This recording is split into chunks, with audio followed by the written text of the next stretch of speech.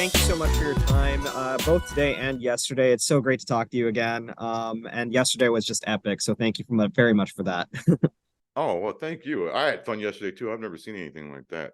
Like, I'm so happy that the crew got a chance to get some shine put on them.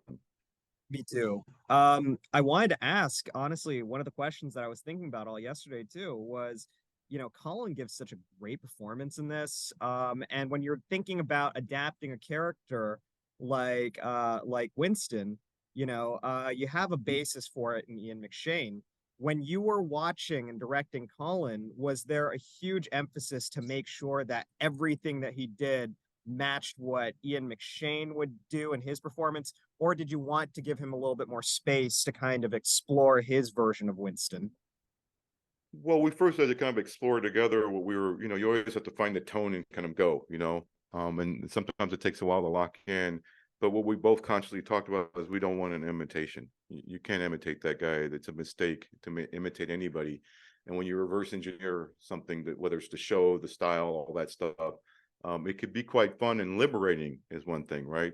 And then you think back to, a 20-year-old version of myself or a 15-year-old version of yourself. Like, I couldn't even put a sentence together, man. I was mumbling and stumbling. I couldn't do an interview like this. So it's the younger version that's not so wizened and so classy or regal is what Winston ended up being, and Sharon even in his own way. He is the keys to the castle. He's the first person you see, when you come into the Continental.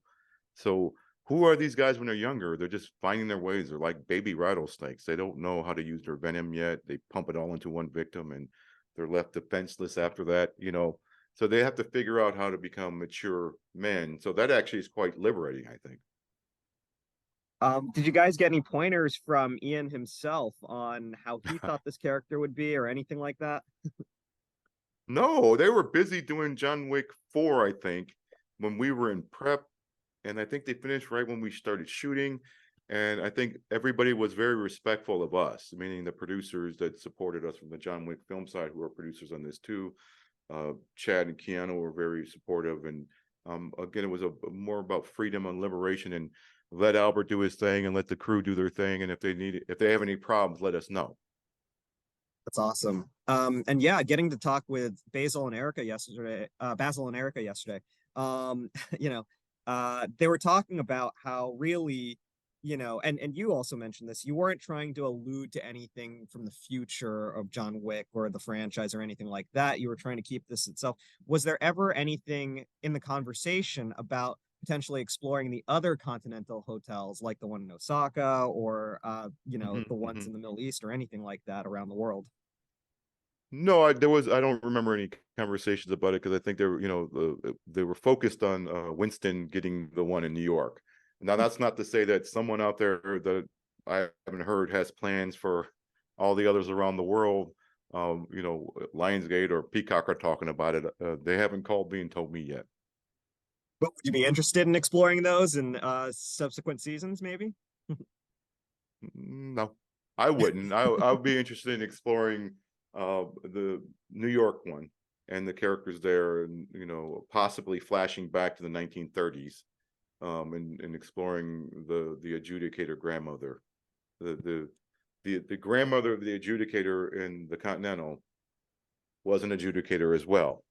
So what was she doing in Art Deco noir film, 1930s New York, something like that, or Germany? I would love to see that, to be honest. Yeah, Yeah. no, it's that'd be really interesting to see.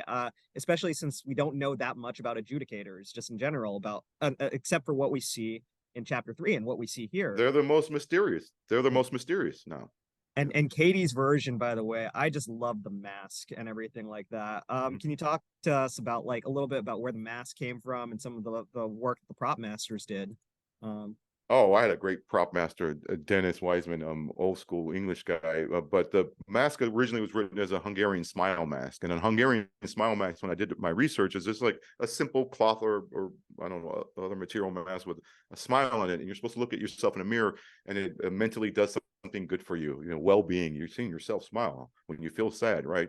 And I like, it's cool to hear that or see that written, but that's not going to work for this character. So I started getting into this porcelain design of a mask. We were in the middle of COVID, so my partner in crime, Kirk Ward, the writer and showrunner, was questioning whether we should have a mask. Oh no, let me just figure this out with the prop guy. And then I did the lips, and the lipstick on there was a cross between kabuki and geisha. I think the bottom lip is geisha, the top is kabuki, and the white is kabuki too. And then we had to measure Katie's face and do digital things and blah, blah, blah. And the funny part about it is when she's speaking, you can't hear her on set. So I can imagine what Darth Vader was going through on set. She's standing up on the second floor. She's like, wait, Katie, we can't hear you. And then I would allow her to do her performance, and I would shoot it without the mask so that we can get a good performance out of her. But that's the little thing we learned. You can't hear somebody behind a mask like that. It looked so cool. What it's so creepy. Even, you know, not seeing the bottom half of the face is probably would be creepier than seeing any further than that. You know, there's a scene where you see her drinking something, right? And you cut away from that. And that's infinitely scarier than anything that you're ever going to see. So I love that touch. Honestly. Yeah, you so see good. Cormac respond to it. You're like, oh, he's like, and then you get the reveal. You get the reveal in episode 3. I think you do. We won't spoil that for folks, but hopefully they find it as scary with or without the mask, because I definitely did, especially with the mask. And you guys got such a great performance out of Mel too, especially in that scene where he's the top dog of this Continental hotel, but he is terrified in this moment, you know, and I love that. Honestly. And that's why she's special. That's why the adjudicator is special, because she can talk down to any character, condescend all the powerful men, and walk in with style and class and fear. Everybody's in fear. The high table incarnate, as it were. Exactly. If I could ask one final question, now that you've cut your teeth in the world of John Wick, being that the world is so big and that there's so many more stories to tell, I know that you weren't thinking about connecting the Continental to future stories, but would you want to tackle any other spin-offs or any other portions of the John Wick universe? I just answered it kind of earlier. Like I could just imagine the title, The Adjudicator. Yeah, that's the one that turns me on. I love Katie McGrath and what she did, and I love that character. I forget the actress's name from John Wick 3, who was wonderful. I really, really love what she did. Right. I just think it's such a fascinating operation that, like you said, it's a high table by proxy is what they are. Yeah. Well, let's hope with Basil and the rest of the team and, you know, Erica, that we get the adjudicator someday soon. I would love to see that. There you go. Yeah. I would love to see it. I don't need to make it. Albert, I hope you do, though. I hope you get your dream. Thank you so much for your time. This was amazing. And the Continental, looking forward to everyone seeing it the same way that I did. It was awesome. Oh, thank you so much. Fanboys, professional artists, and professors. Maybe a nerd who's just like you, talking about the things that you like too. So I invite you to the NOC. In full color, you see me. The hard knock life.